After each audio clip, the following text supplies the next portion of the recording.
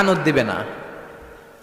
দুই কারণে নারীরা জাহান্নামে যাবে বেশি। বিশ্বনবী মেরাজ থেকে এসে বললেন, ইয়ামা আশারান নিসা, ও নারীরা তাসাদ্দাকনা, তোমরা বেশি বেশি সদকা করো, দান খয়রাত করো। নারীরা বললেন কেন, আমাদের বললেন কেন? বিশ্বনবী বললেন, উরিতু কুন্না আকসারা আহলিন নার, আমি জাহান্নামে দেখেছি পুরুষের চেয়ে নারীরাই বেশি জাহান্নামী হবে।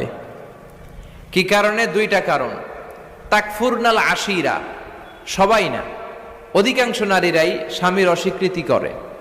স্বামী যা দেয় এতে সন্তুষ্ট থাকতে চায় না, আছে না নাই? স্বামীর কি চাকরি, কি ব্যবসা, তার উপার্জন কতটুকু, এটাও আপনার দেখার দরকার, আছে না নাই?